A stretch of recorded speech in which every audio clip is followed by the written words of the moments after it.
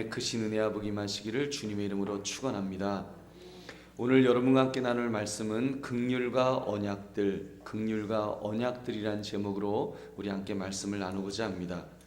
여러분 그림 7번을 보시면 다음 페이지에 이제 7과 5를 우리가 오늘 공부할 과는 1권 7과입니다. 7과를 보시면 그림 7번을 보시면 그 출애굽 사건에 있어서 그 이전과 이후에 일어난 일들의 과정을 이렇게 설명해 주고 있습니다.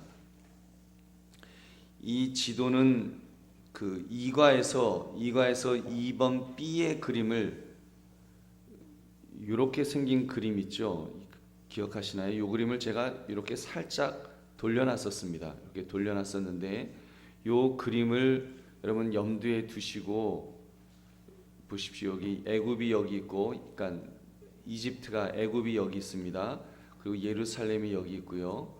이쪽에 바벨론, 유브라테스 티그리스 강 있는 바벨론이 이쪽 지역에 이렇게 있다는 거.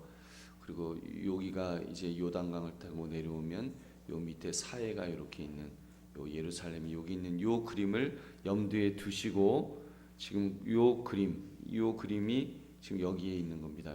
여기가 지금 애굽이고 이쪽이 이스라엘 나라의 모습입니다.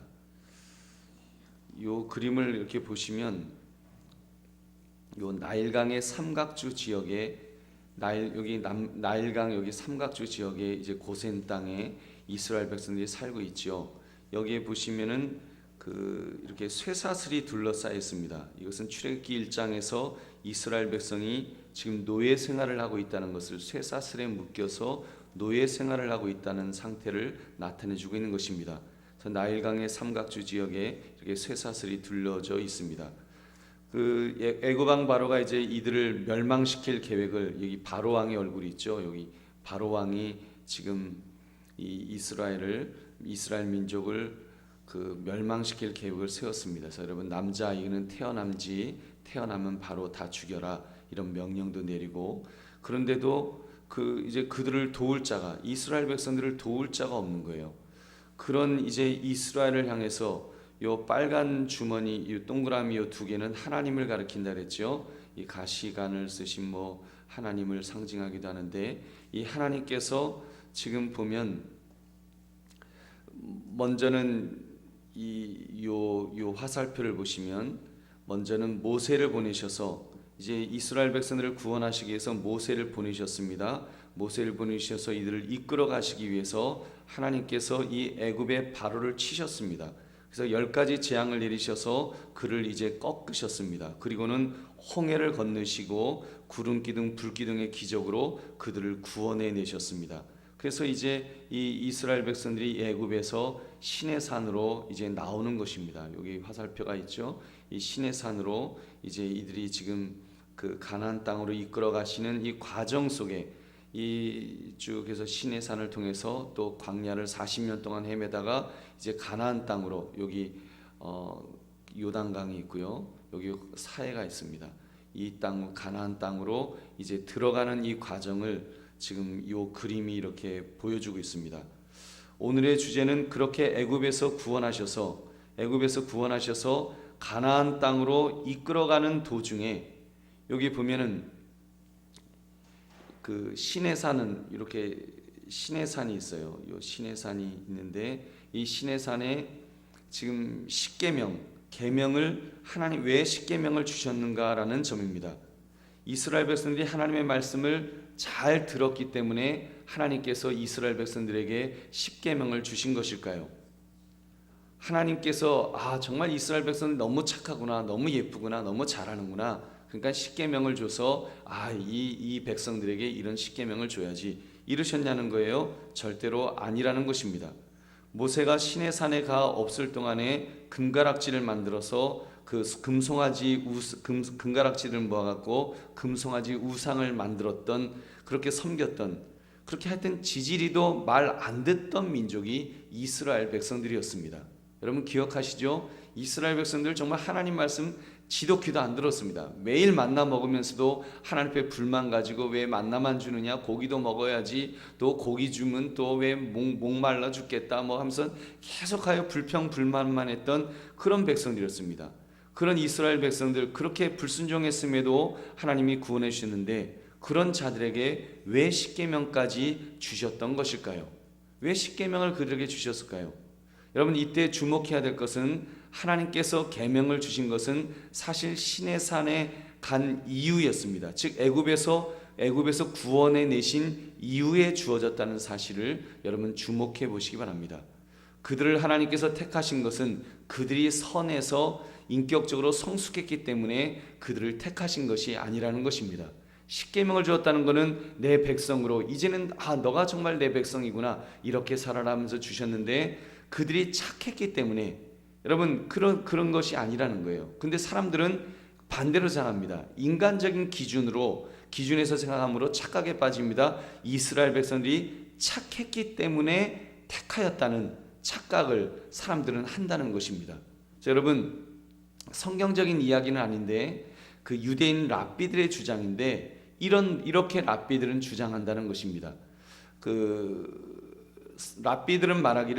랍비들은 말하기를 하나님께서 이스라엘 민족만을 시내산에 인도한 것이 아니라 다른 민족들도 같이 이렇게 시내산까지는 갔다는 거예요. 이렇게 같이 이렇게 쫙 갔는데 이제 그 70명의 가족을 그렇게 70민족으로 이스라엘 그 랍비들은 그렇게 해석을 한다는 거예요. 성경적인 거 아닙니다. 성경이 아니라 랍비들이 이렇게 생각한다는 거예요. 그래서 70나라가 이렇게 전부 와갖고 이제 십계명을 다 하나님께서 주셨대요. 그랬더니 그 이제 70나라의 백성들이 그 십계명을 다 받긴 받았는데 그를 이제 하나님의 율법을 이렇게 전부 읽어본 다음에 다 거절했다는 거예요. 왜 거절했는가 하면 에돔 족속한테 이제 그 십계명을 딱 주니까 율법이 하나님 참 좋기는 참 좋습니다. 근데 도적질하지 말라고요? 하나님, 우리는 이렇게 약탈하는 걸 좋아하는 민족인데 우리는 이 도적질하지 말라는 이 말씀 때문에 저희는 도저히 이 십계명을 못 받겠습니다. 저희는 사양하겠습니다. 그래서 사양했다는 거예요. 그랬더니 이번에는 하나님께서 암몬 족속에게 십계명을 딱 주셨대요. 그때 암몬 족속이 그 십계명을 받으면서 하나님 감사해요. 저희 같은 민족에 이런 십계명을 주셨군요. 그리고는 이제 십계명을 딱 읽어보는데 그 중에 보니까 간음하지 말라 이런 말씀이 나오는 거예요. 그러니까 하나님 안 돼요. 저희는 근친상간을 좋아하는 민족인데 그래서 이렇게 그 아버지 롯을 술 취하게 해갖고 딸들이 들어가서 이렇게 그 자녀도 낳고 막 이랬는데 우린 근친상간을 좋아하는데 간음하지 말라니요. 도저히 우리는 못하겠어요. 그래서 이제 거절했다는 거예요. 그런데 이제 유대인들은 그 율법을 보고는 이 율법 너무 좋아요. 하나님 율법을 우리가 받아들이고 율법의 멍에를 맹으로써 우리 하나님의 선민이 이제 될게요. 그래서 하나님의 선민이 됐다는 거예요. 여러분 이해가 되십니까? 유대 랍비들이 은근히 자랑하는 거예요. 우리는 도적질도 안 하는 민족이고 우리는 이렇게 근친상간이나 하는 그런 민족도 아니고 우리는 이렇게 깨끗하고 좋은 민족이었기 때문에 우리는 이렇게 선민이 되었다. 그래서 하나님이 우리한테 이 십계명을 주셨다. 이렇게 은근히 자기들이 얼마나 괜찮은 민족인지 우수한 민족인지를 그렇게 주장한다는 것입니다. 여러분 이것은 하나님의 말씀을 거꾸로 이해하는 것입니다. 성경은 늘 하나님께서 구제불능의 사람들을 택하셔서 은혜를 베푸셨다라고 그렇게 말씀하신다는 것입니다. 그 내용이 다음 페이지에 나오는 이 내용입니다. 성경에 나오는 언약의 형식을 보면 이런 형식이라는 거예요. 여기 보면 두 가지 그림이 있죠. 이 첫 번째 그림은 하나님께서 아브라함에게 주셨던 언약이고요.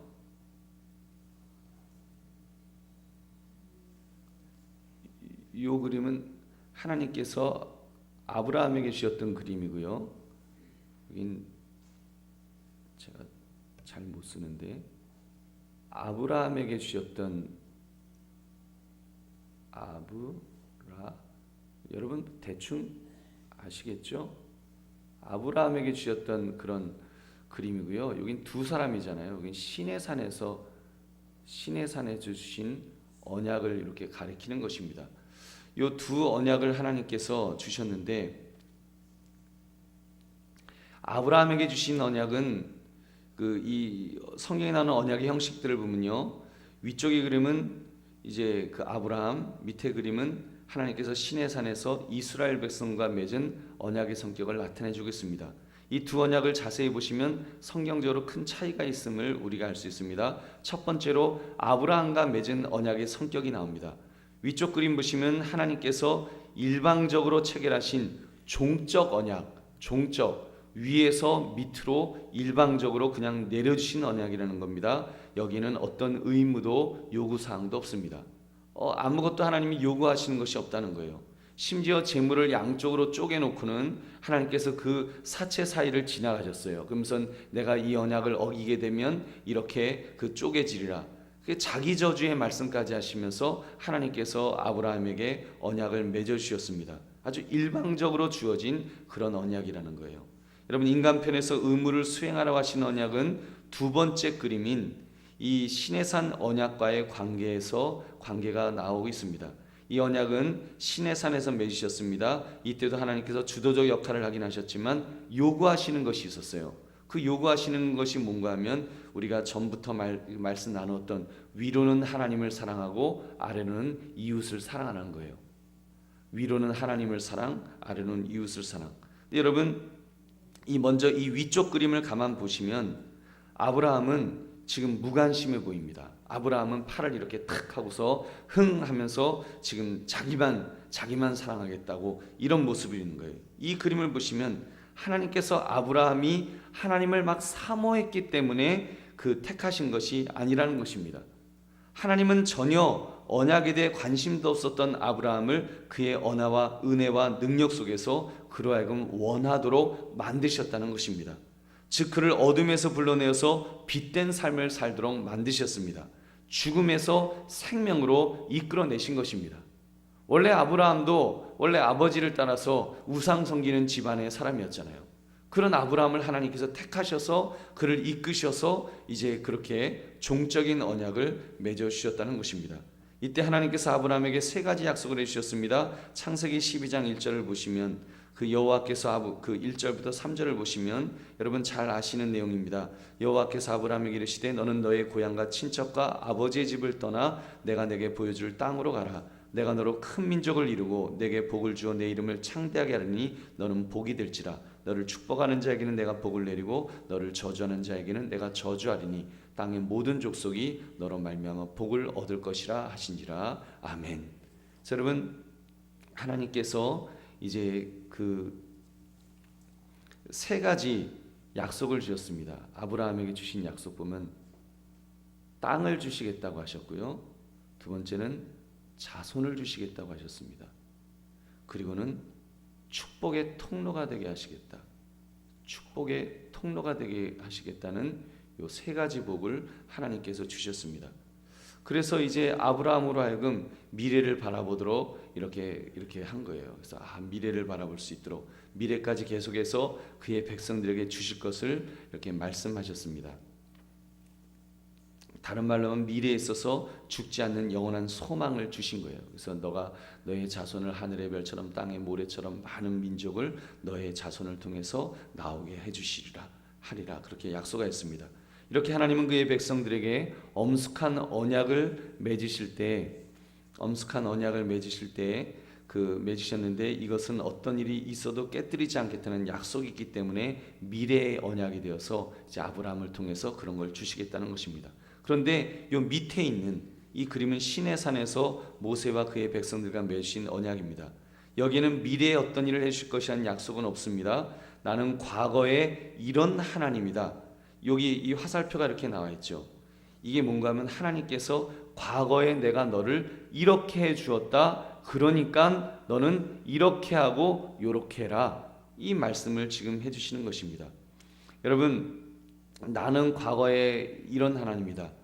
그 두 가지 의무, 하나님을 향한 사랑과 이웃을 향한 사랑을 실천해야 된다라고 하나님께서 말씀하셨습니다. 이 둘이 서로 연결되어 있으면서도 서로 방향은 다른 거예요. 위로는 하나님을 사랑하고 아래로는 이웃을 사랑하도록 그렇게 만드셨습니다. 이때 주의할 것은 하나님이 이런 일을 해주셨다고 하는 역사적 사실, 그 역사적 선언이 먼저입니다. 여러분, 이것이 먼저예요. 이것이 바로 밑에 화살표를 통해서 보여주고 계십니다. 밑에 그 그림이 전제되어 위에 양방향 화살표, 위로 하나님을 향해, 아래로 이웃을 향해 살아가는 것이 가능해지는 것입니다. 여러분, 이 그림이 이해가 되셨습니까?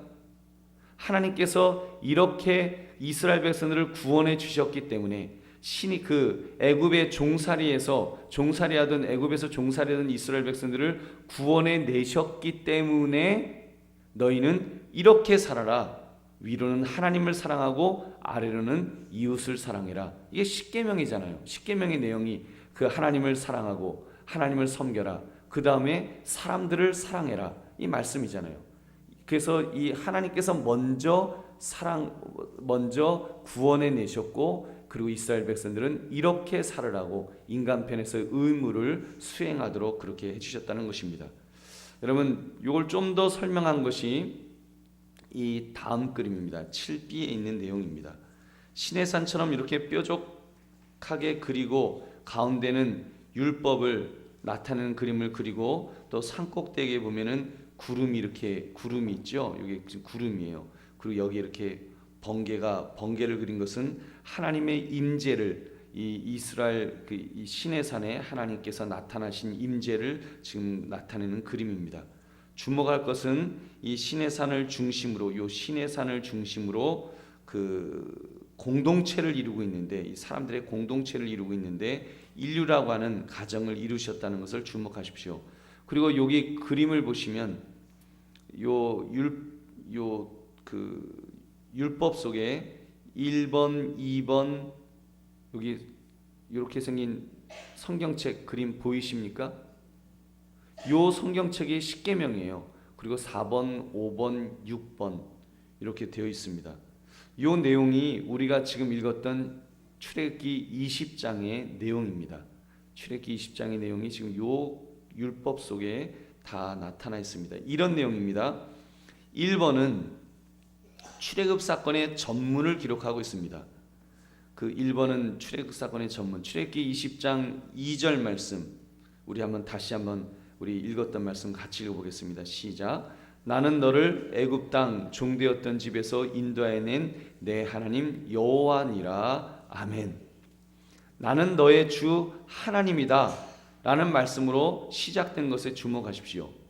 나는 너의 하나님이 되려고 생각 중에 있다. 너희 잘하나 못하나 보자. 이러지 않으셨다는 거예요. 우리가 어떻게 할 것인가, 내가 한번 천사들 좀 의논해 보리라.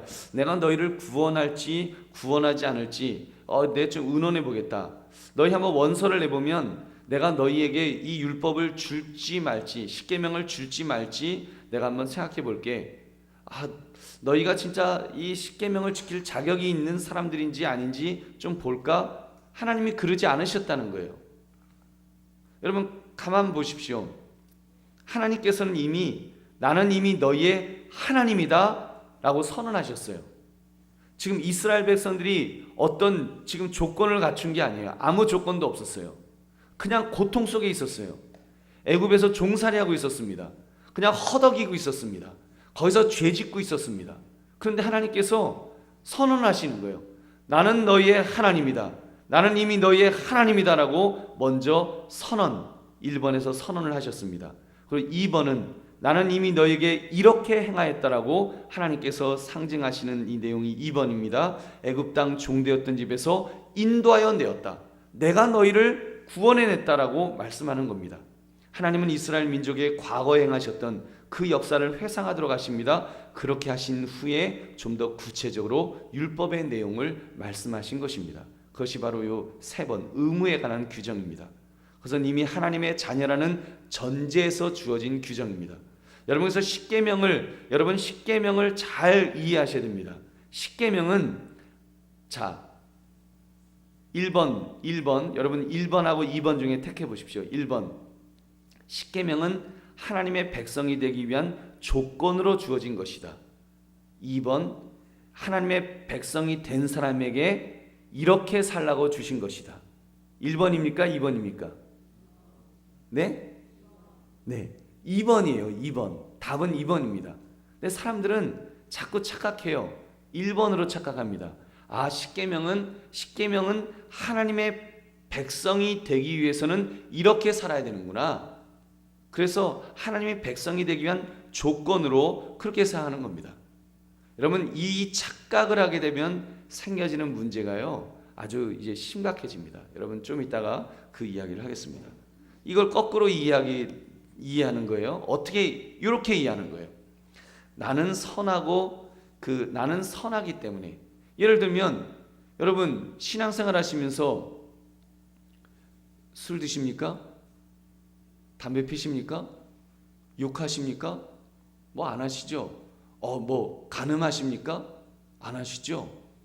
그리고 이 십계명에 있는 것들 꽤 제법 지키고 사시잖아요.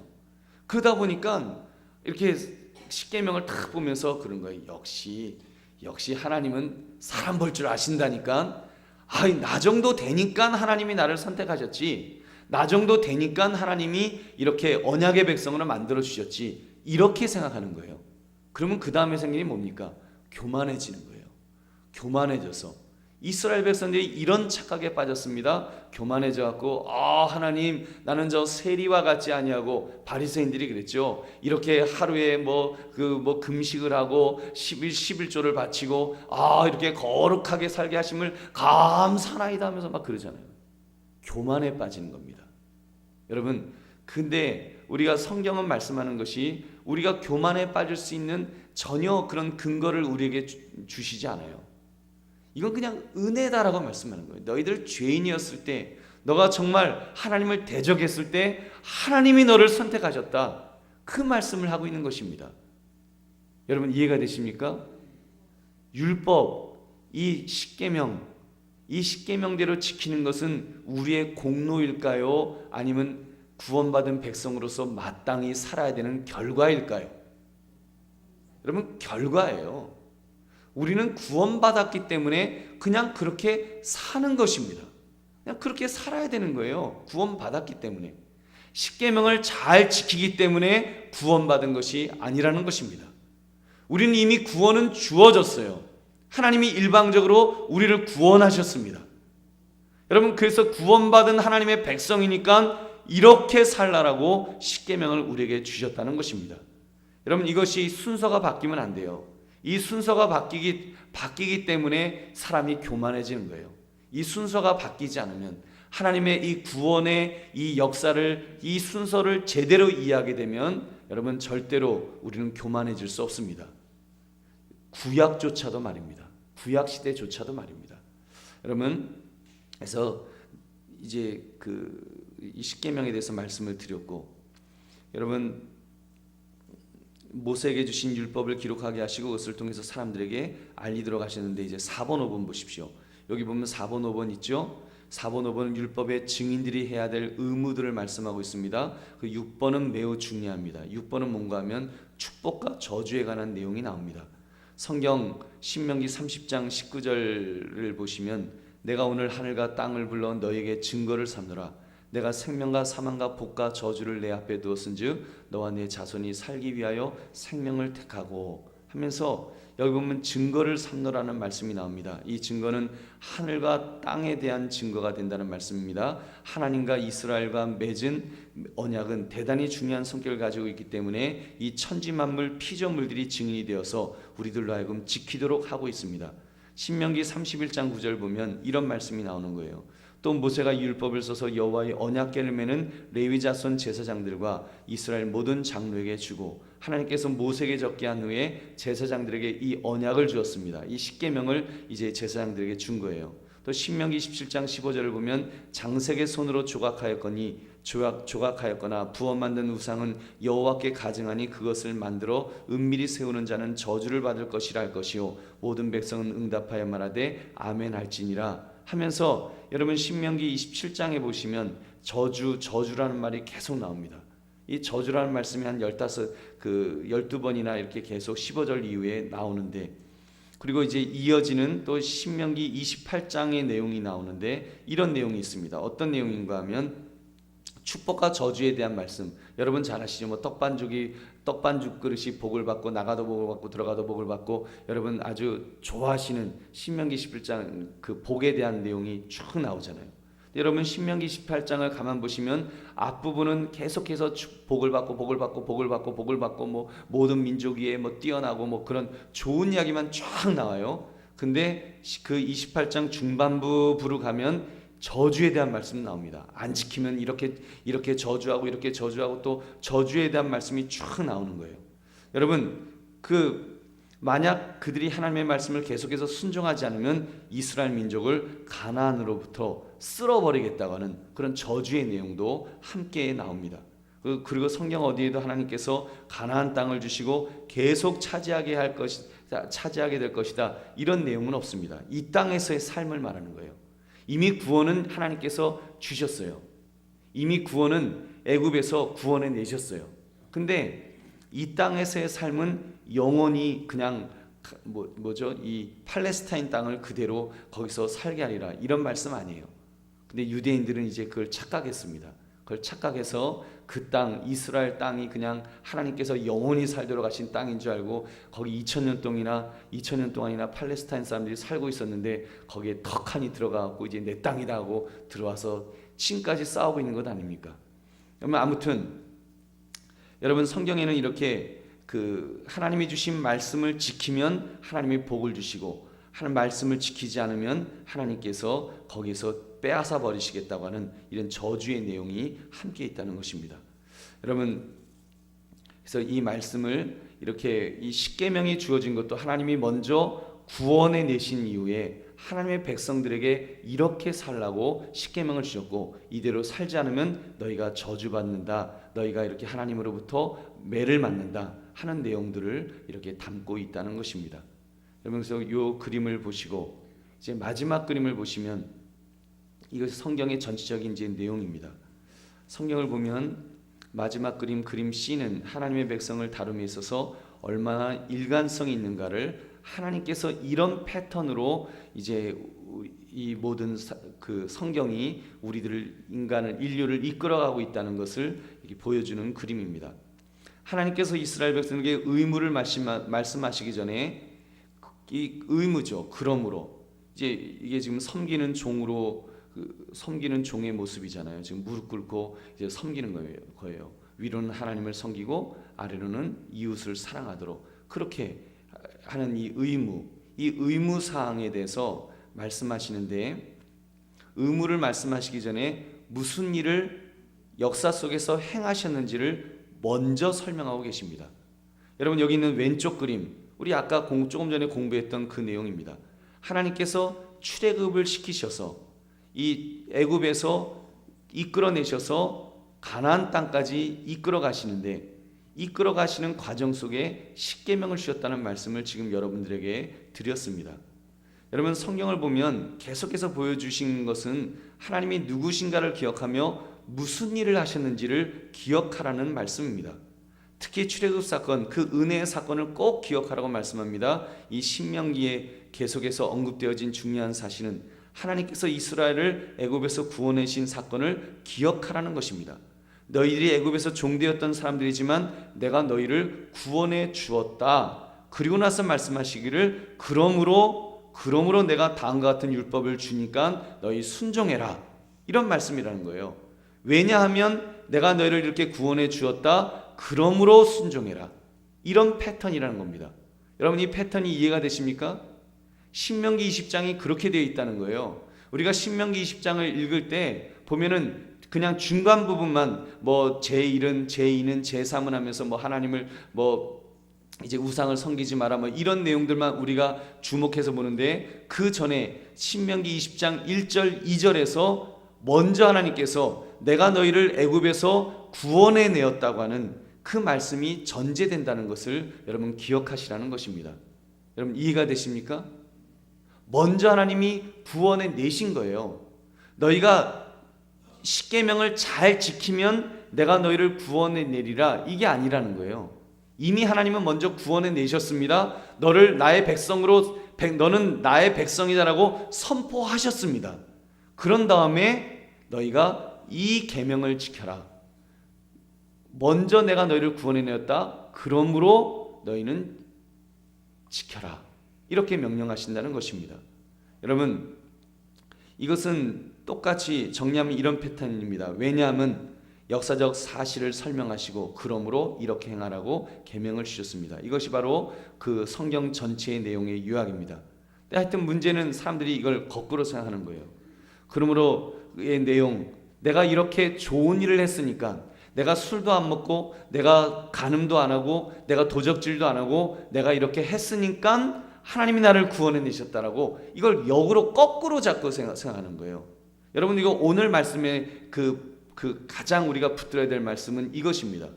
거꾸로 생각하지 말자. 우리 한번 따라하시기 바랍니다. 거꾸로 생각하지 말자. 여러분, 거꾸로 생각하지 맙시다. 우리는 자꾸 신앙생활 한 10년, 20년, 30년 하다 보니까 거꾸로 생각하는 거예요. 내가 이렇게 그래도 괜찮은 사람이니까 하나님이 나를 구원해 주셨구나, 이렇게 생각하는 거예요. 그래서 오래 믿은 것에 대해서, 자기가 기도 많이 하는 것에 대해서, 자기가 성경 많이 읽은 것에 대해서 자랑하려고 하는 거예요. 3대 4대째 예수 믿는 것에 대해서 자랑하려고, 은근히 그것이 마치 무슨 공로인 것처럼, 무슨 공로를 하나님 앞에 쌓은 것처럼 그렇게 생각하는 거예요. 여러분, 잘못된 생각입니다. 비성경적인 생각이에요. 우리는 여러분 행함으로 구원받은 건 아닙니다. 우리는 은혜로 구원받은 줄로 믿습니다. 여러분, 은혜로 구원받은 거예요. 그 사실을 우리는 믿는 것입니다. 여러분, 우리는 여기서 이미 구원은 받았어요. 하나님이 우리를 일방적으로 구원해 내셨어요. 그 사실을 믿는 겁니다. 이 부분, 그러므로의 부분은 구원받은 백성으로서 당연히 이렇게 살아야 되는 거예요. 여러분, 이해되십니까? 근데 야고보 사도는 이제 그 이야기를 하죠. 행함, 열매로 알리라. 너가 정말 이렇게 구원받았으면 그러므로 이런 열매가 나타나야 되는데, 만약에 이 열매가 나타나지 않는다면 이 근본적인 의심을 한번 해보자. 너가 정말로 구원받은 사람이냐? 구원받았으면 당연히 이런 열매가 나타나야 되는데 왜 열매가 없어? 너의 구원을 한번 다시 점검해봐라. 너가 정말 믿는 사람인지, 너의 마음속에 정말로 예수 그리스도가 너를 위해서 십자가에 죽으셨다는 사실, 구원하셨다는 사실을 너가 정말로 믿고 있느냐? 너 마음속에 정말 그 믿는 마음이 있으면 어떻게 열매가 없느냐? 어떻게 열매가 나타나지 않을 수가 있느냐? 어떻게 하나님 사랑하는 마음이 어떻게 없을 수가 있느냐? 어떻게 이웃을 사랑하는 마음이 없을 수가 있느냐? 한번 이 믿음을 의심해 보라는 것입니다. 여러분, 이 신약도 마찬가지예요. 신약에도 마찬가지입니다. 여러분, 우리 여기 동그라미가 2개는 하나님이라 그랬죠. 하나님께서 이렇게 인간의 몸을 입고 오셔서 섬기는 왕으로 오셨습니다. 그래서 제자들의 발을 씻기시고 십자가 위에서 물과 피를 다 쏟으시면서 죽으시고, 그리고는 그런 죽은 그 예수님을 하나님께서는 돌문을 여시고 그를 부활시키셨습니다. 여러분, 이런 이 패턴, 그러므로 우리도 이렇게 살아야 된다는 거예요. 여러분, 그래서 사도 바울은요, 에베소서 4장을 보시면 그런 내용이 나옵니다. 하나님께서 어떻게 구원해 주셨는지를 쭉 말씀을 한 다음에, 그러므로 주 안에서 갇힌 내가 너희를 권하노니 너희가 부르심을 받은 일에 합당하게 행하라, 이런 말씀이 나오는 거예요. 하나님께서 이렇게 구원해 주셨다, 하나님께서 이렇게 하셨다, 이렇게 구원해 주셨다, 너희를 죄악 속에 있던 너희를 이렇게 구원하셨다, 쭉 말씀한 다음에 그러므로 이렇게 행하라 라고 말씀하는 것이 역시 신약의 패턴이라는 것입니다. 그래서 오늘 말씀의 결론은 이것입니다. 여러분, 하나님은 우리를 이렇게 구원해 주셨습니다. 하나님은 우리를 일방적으로 우리를 구원해 주신 거예요. 일방적으로 예수님은 우리를 위해서 십자가에서 죽으신 거예요. 여러분, 일방적으로 우리가 죄인 되었을 때, 우리가 하나님을 대적할 때, 우리가 하나님을 저주할 때, 하나님은 우리에게 아들을 보내시고 십자가에서 죽으시면서까지 우리를 사랑하셔서 우리를 구원해 주신 거예요. 여러분, 믿으십니까? 여러분, 여기엔 어떤 조건이 없어요. 그냥 하나님은 우리 일방적으로 그냥 그렇게 해주신 거예요. 착각하지 말자니까요. 착각하지 맙시다. 여러분, 예수님 믿은 이후에 그러므로 우리가 이제는 주님 뜻대로 살고자, 십계명도 붙들고 주님 뜻대로 살고자 하는 이 모습을 보고서 착각하지 말자는 거예요. 이걸 거꾸로 생각하지 말자는 거예요. 거꾸로 생각하니까 교만에 빠지는 것입니다. 거꾸로 생각하니까. 여러분, 거꾸로 생각하면 안 돼요. 여러분, 성경은 거꾸로 생각하지 말라는 거예요. 왜냐하면 거꾸로 생각하면 교만에 빠지기 때문에. 여러분, 우리는 하나님 우리를 일방적으로 이렇게 사랑해 주셨습니다. 그러므로 우리는 섬기는 것입니다. 그러므로 우리는 성경 말씀대로 사는 겁니다. 그러므로 십계명도 지키면서 위로는 하나님을 사랑하고 아래로는 이웃을 사랑하도록 그렇게 만들어 주셨다는 것입니다. 여러분, 그래서 오늘 이 말씀 꼭 기억하셔서 오늘 우리가 이제 조금 후에 끝난 다음에 우리가 간단하게 아침 식사를 하고 그리고 교회 청소를 할 것입니다. 교회 청소하시면서 그래, 내가 교회라도 청소해야지, 내가 구원받지, 교회에서 청소라도 해야지, 내가 좀 천국 가서 뭐 좀 어떻게 좀 되지, 뭐 그렇게 생각하실 수 있어요. 여러분, 아닙니다. 그러면 이제 힘든 거예요. 그러면 내가 정말 내가 죽지 못해 한다, 내가 그래서 천국 가야 되니까 내가 이게 청소한다, 이러면요 이가 갈리는 거예요. 하필이면 목사님은 하필이면 왜 이렇게 새벽에 한대? 그냥 아침에 그냥 한 아침 든든히 먹고 한 10시쯤 11시쯤 하면은 얼마나 편안하게 할 수 있는데 왜 아침 일찍 한다 갖고 이렇게 깨우신대? 그렇게 되는 거예요. 그러면 은혜가 없어요. 여러분, 그게 아닙니다. 하나님은 우리를 이렇게 사랑해 주셨어요. 이렇게 구원해 주셨어요. 그러므로 우리는 하는 겁니다. 그러므로 청소하는 줄로 믿습니다. 그러므로 청소하면 은혜가 되는 거예요. 나 같은 죄인을 하나님이 사랑하셔서 아들을 보내시고 아들을 십자가에서 죽이셨구나. 그래서 나를 하나님의 자녀 삼아 주셨구나. 그러므로 내가 교회 청소도 하니 얼마나 감사하냐. 이런 마음으로 하는 겁니다. 여러분, 힘들면 못 하셔도 괜찮습니다. 여러분, 우리 어르신들 중에 너무 몸이 힘들어 갖고 걷기도 힘드신데 그래도 내가 천국 가려면 해야지 이러시면 안 된다는 거예요. 앉아 계셔도 은혜가 될 줄 믿으시기 바랍니다. 앉아 계셔도 괜찮아요. 열심히 일하는 분들, 하나님 저분들에게 힘 주세요. 기도해 주셔도 됩니다. 여러분, 우리 그냥 기쁨으로 하는 거예요. 구원받았으니까, 이런 좋은 교회를 주셨으니까, 한강교회 좋은 건물 주셨으니까 하나님 감사합니다. 내가 조금이라도 깨끗하게 내가 만들면 그래서 같이 예배드리면 좋지요. 그런 마음으로 우리가 하는 겁니다. 여러분, 그런 은혜가 오늘 참으로 이번 이제 실천편이에요. 예배 마친 다음에 우리가 청소할 때 여러분, 그런 은혜가 저와 여러분에게, 그러므로의 은혜가 저와 여러분에게 임하시기를 주님의 이름으로 축원합니다.